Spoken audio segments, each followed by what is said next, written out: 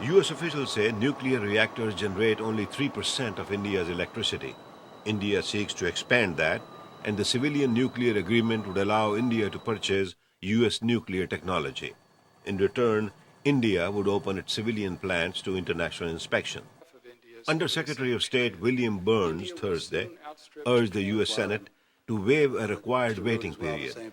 He told the Senate Foreign Relations Committee if the nuclear deal is not approved soon, American firms could lose business to nuclear suppliers in other countries.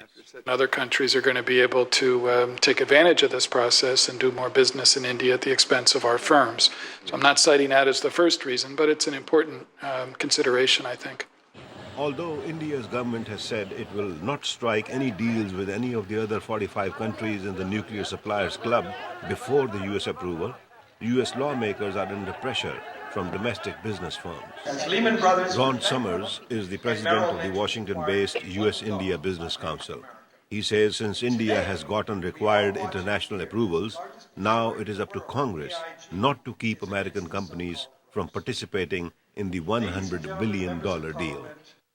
Lisa Curtis at the Heritage Foundation in Washington says, with the U.S. election in 7 weeks and the Indian election in 6 months, there is pressure on Congress for quick approval. I think it's a better than even chance that we can finally complete this deal by the end of this congressional session. At a Capitol Hill news conference by supporters of better bilateral relations, a New York congressman said India has nothing to worry about even if a vote is delayed until after the elections. Representative Joe Crowley. Both Senators McCain and Senators Barack Obama supported the legislation. Congressman Jim McDermott of Washington State. Failure to do it instantly does not mean we disrespect the Indians or anything of that quality at all. It is that our political process demands that we operate in our political process as we respect the Indian political process. The acting chairman of the Foreign Relations Committee, Senator Chris Dodd, told reporters he is already working with the Bush administration to ratify the deal as soon as possible. Arms control experts urge the deal be rejected.